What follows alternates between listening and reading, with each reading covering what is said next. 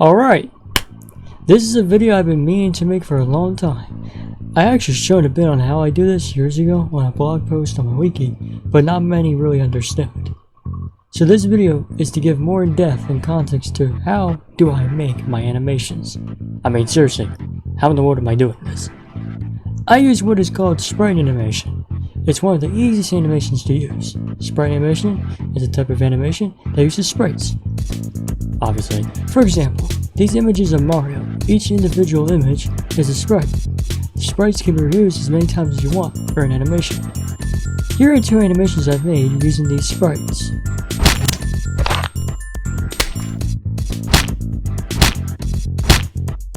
Now what if there's a sprite that doesn't exist that you want? Or what if this individual sprite here, you want his arm to be in a different position? That's where you must create them.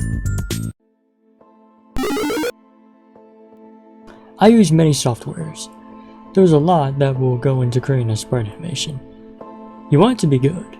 Keep in mind that these apps can have alternatives. I bet many sprite animators watching this will also be puzzled, as what I usually do is kind of strange. Audacity is used for editing audio. If you want reverb, for example, this is your key app. I also use it for reversing audio because my version of Filmora makes it all crunchy and laggy. Roblox Studio is where I make my backgrounds, or use it for Roblox related stuff. This may not be one for you. An alternative for this is Blender, which I have not used yet, but plan to. AVS is the least likely to be on your list. This is just one I use often. I use this to create random effects or to screenshot stuff in a randomized square/rectangle area. OBS is a definite go-to for recording. It also has some interesting effects too.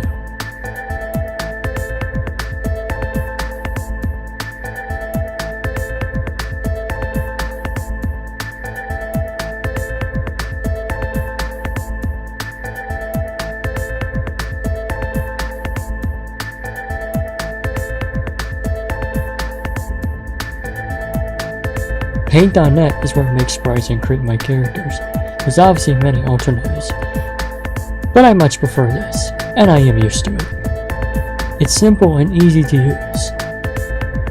Filmora is where all the editing comes together. Anything you did on these other apps goes into this. This is where you will create the animations, the video, and export. Personally, I use Filmora 9. An alternative for this would be Sony Vegas, all for good in their own ways.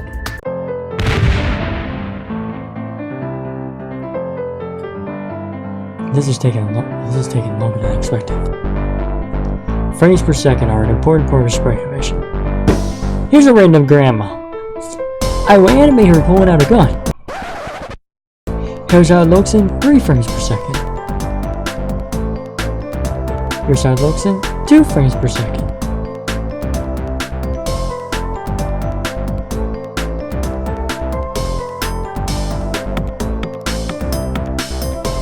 And here's how it looks in 1 frame per second.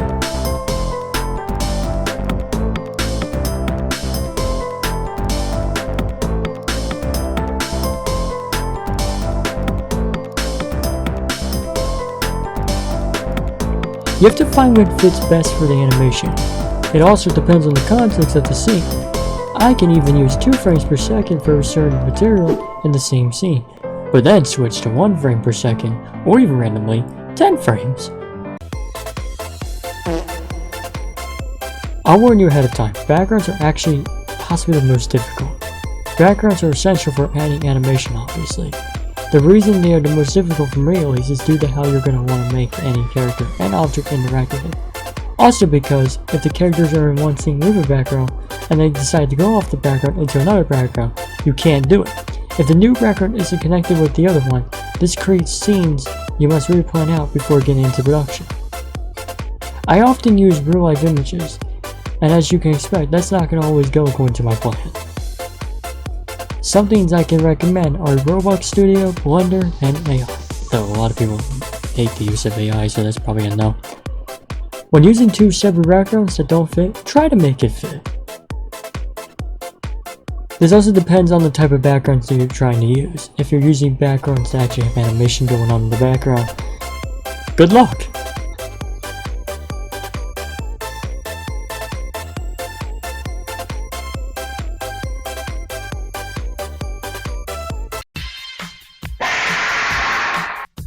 There are some extra effects to consider when sprite animating, that being especially shadows and cropping. Shadowing is simple, and some shadows can simply be made as sprites in Paint.net.